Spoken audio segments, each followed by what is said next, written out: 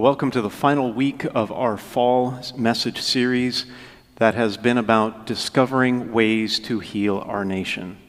As we've been saying, we, the people, have become more and more fragmented over time by race, class, and other divisions that often pull us apart instead of uniting us.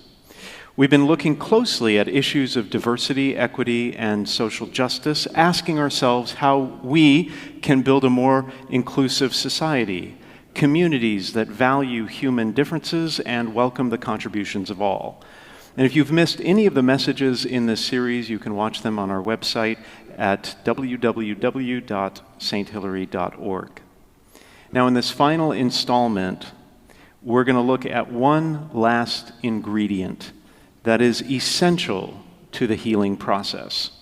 Without this ingredient, there can be no profound improvement in our situation. Injustices will continue to be inflicted upon marginalized people. Latent anger and ongoing distrust will continue to be harbored as a result.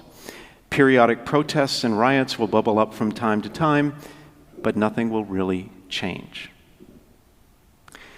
Through its many stories, the Bible tells us what this ingredient is. We hear it in the gospel passage today. Jesus is being questioned about paying taxes to Rome. And it was an explosive issue at the time. The Roman Empire was occupying Israel by force and had imposed heavy taxes on the Jewish people, a painful reminder that they were living under the heel of a foreign power. The Pharisees in this story were a sect of religious patriots who bitterly opposed the Romans. But the Herodians, also in this story, were members of a political party who were happy to cooperate with the powers that be. So they were strange bedfellows when they came together and forged a brief alliance for the sole purpose of taking Jesus down. And together, they devised a trap to ensnare him. "What is your opinion?" they asked him. "Is it lawful to pay the census tax to Caesar or not?"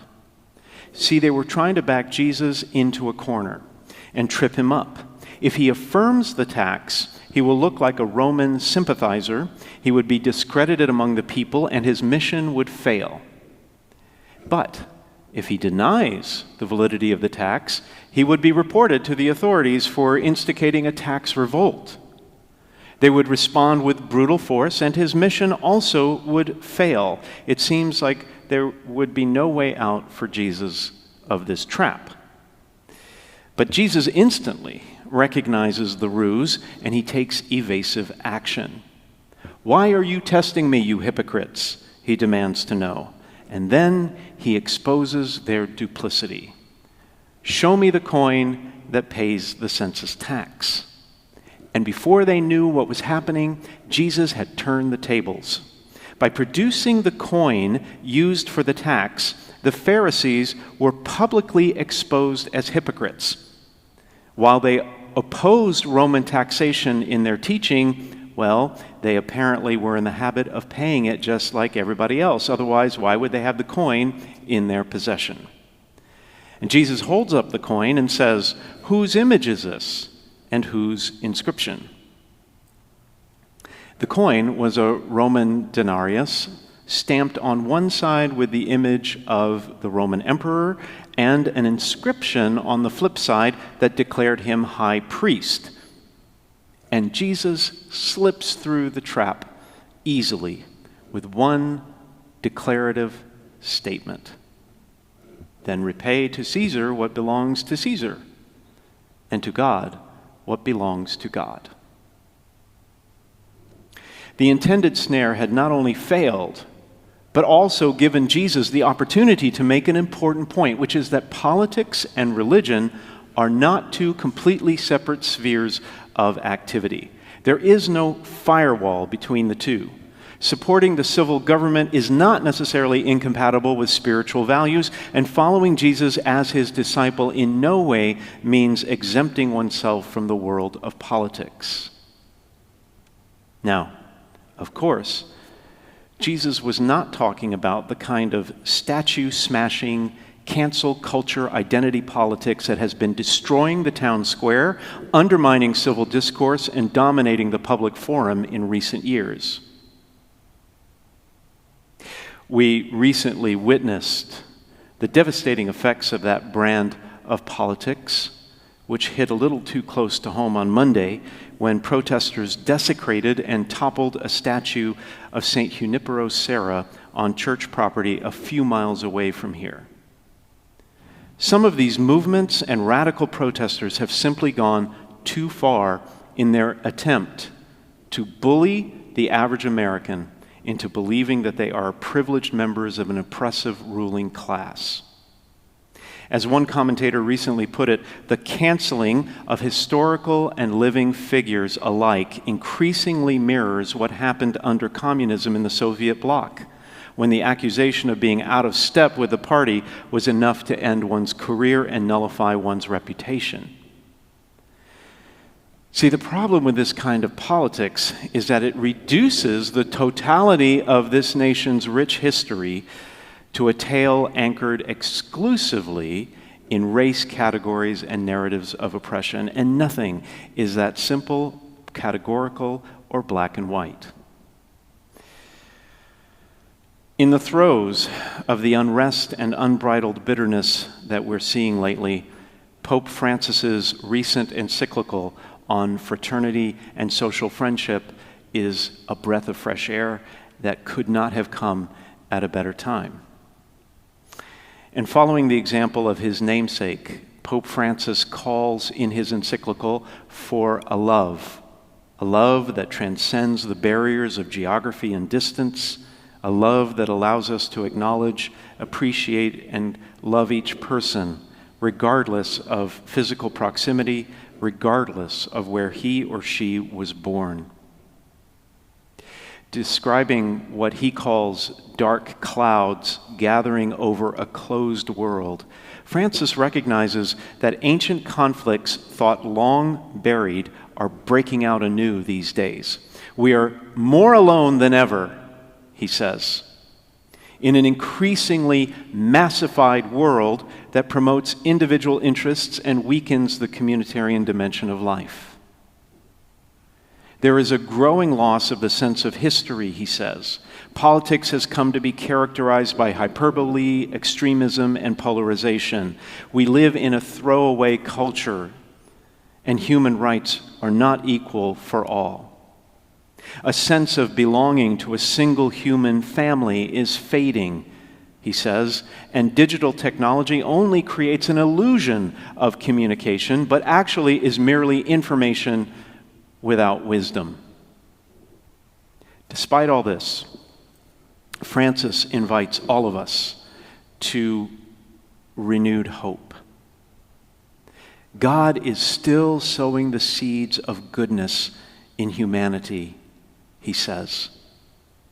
And ironically, the brutal and unforeseen blow of this uncontrolled pandemic has forced us to recover our concern for human beings, for everyone, rather than for the benefit of a few.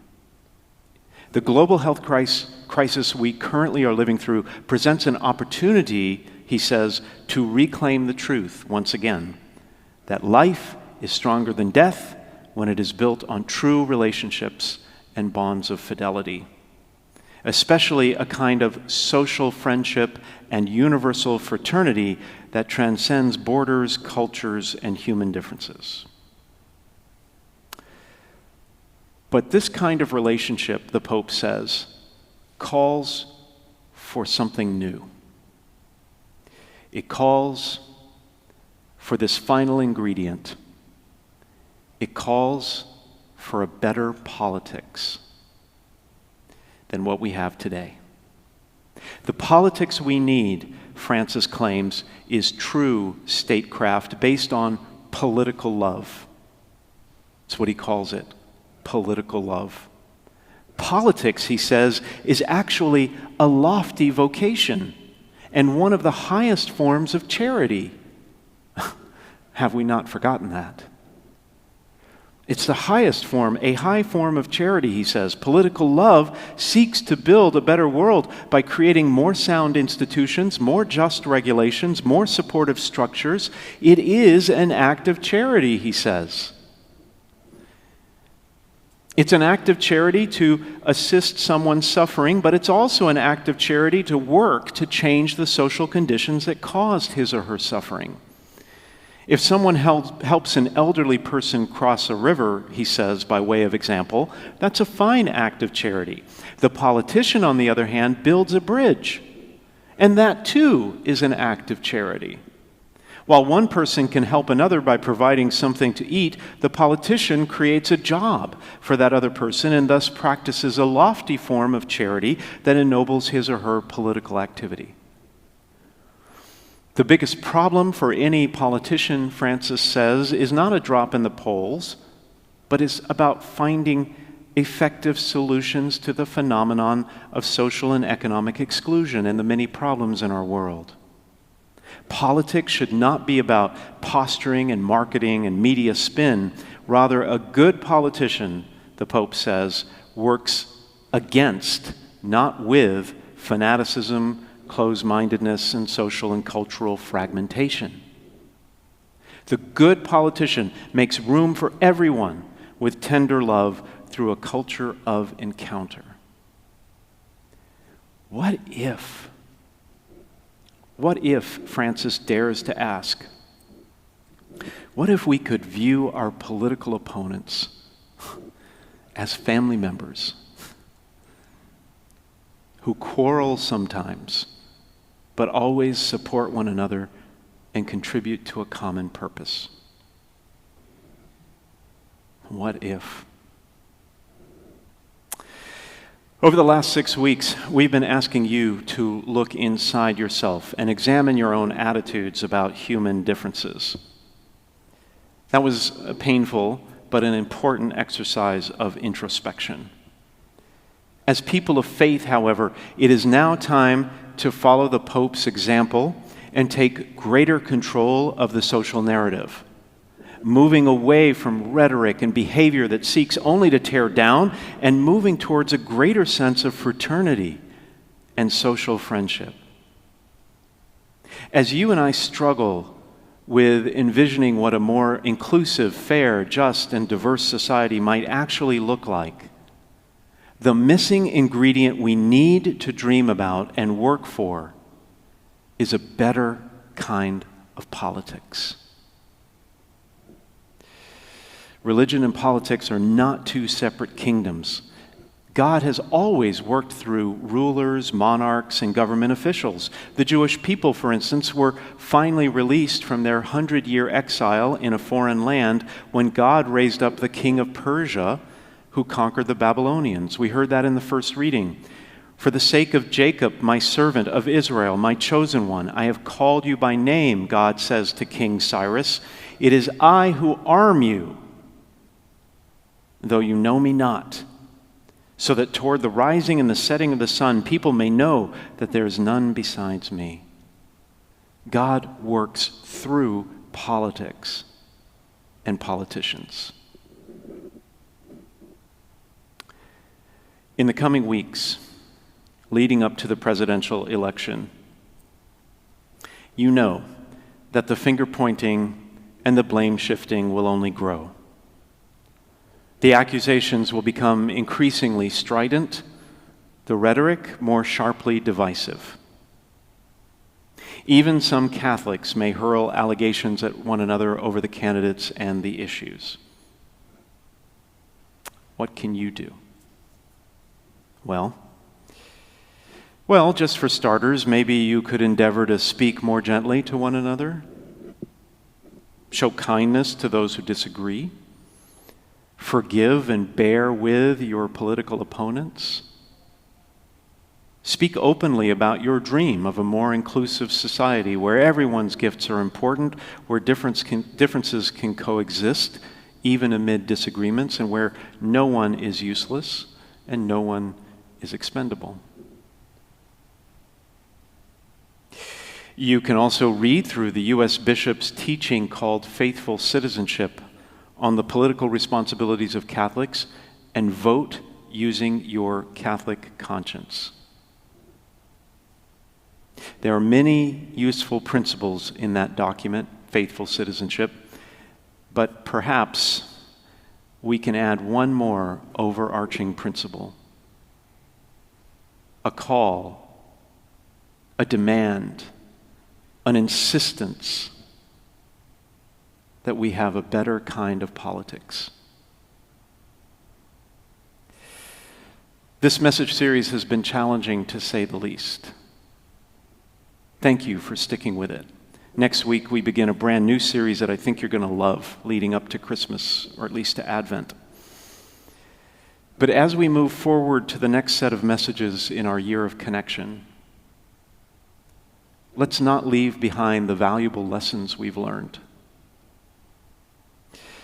We called this series Not in My Backyard.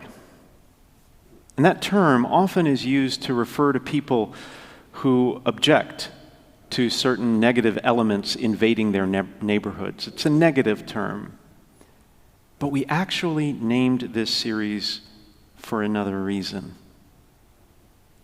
It's because the change we expect will happen only when we have the courage to step outside our social bubbles and the safety of our backyards and stand together in solidarity.